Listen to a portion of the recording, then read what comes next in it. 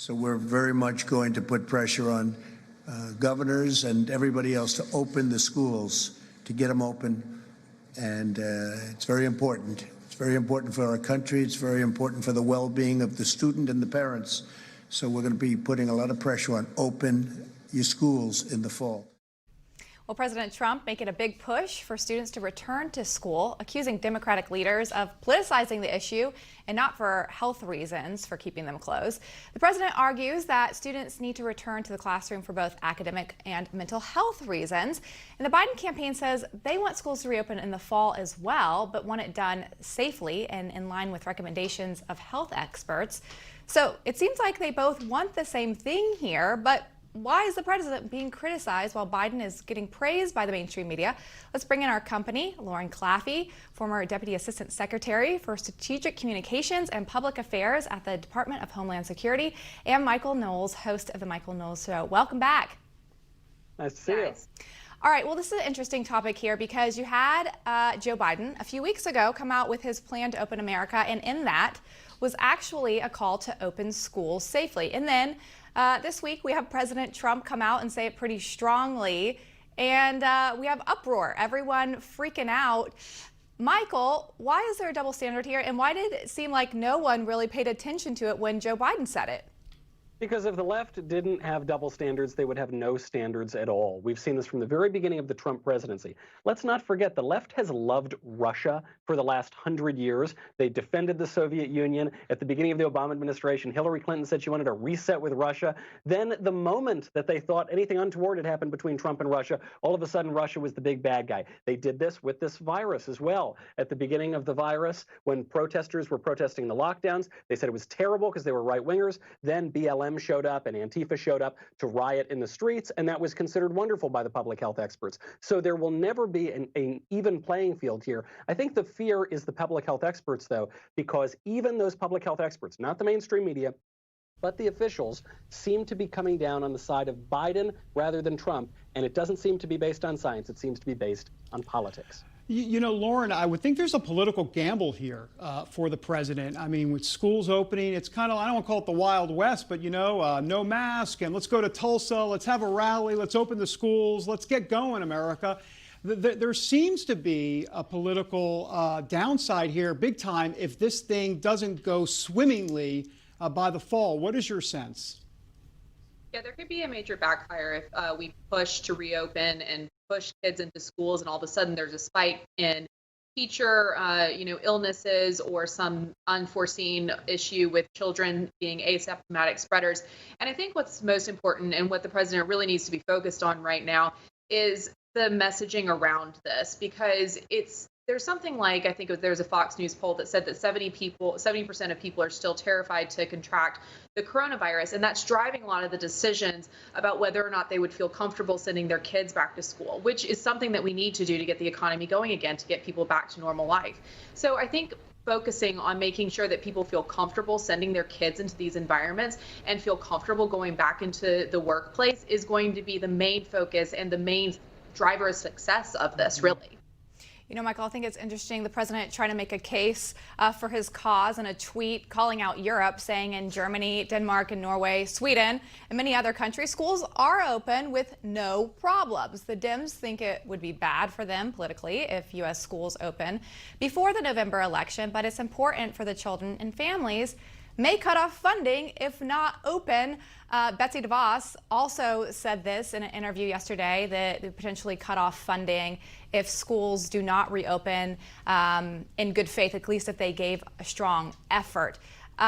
Two-part question here. One, do you think that they should do that? And two, to David's question, how much of a political implication does this have if schools or districts start having funds cut off because they can't open or don't want to open? Well, I think the White House strategy right now is absolutely spot on. I don't think there's a huge political risk if the cases spike or something like that. Because as we just said before, Trump is going to be blamed for anything that he does, and Biden is going to be let off the hook for anything he does. It actually doesn't matter what he does in particular. I think right now the Democrats believe that a continued lockdown of the economy, of the schools, of everything is going to help them in November, not least for the reason that they'll be able to stop people from voting in person, and they'll be able to push this fraud-ridden national widespread mail-in ballot campaign. So I think the president needs to, he can point to the science. We see it throughout Europe. We see it especially in Sweden. Reopen now. Come what may, the time is not, because the purpose of the lockdown is to flatten the curve, spread out the infections.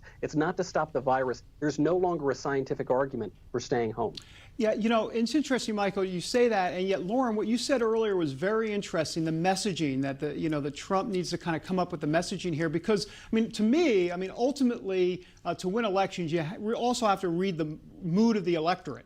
And Donald Trump had the mood of the electorate in 2016, but we're in a different ballgame now. I mean, you know, as you say, I mean, if there's a lot of parents, especially in the suburbs, who are saying, look, I'm ready to, stop with the Hot Pockets at home and I want to go back to work, but at the same time, I don't know if I want, my first grader interacting with another first grader at school, and I got concerns about my kids, and Trump's ahead of that. That's not good for this president.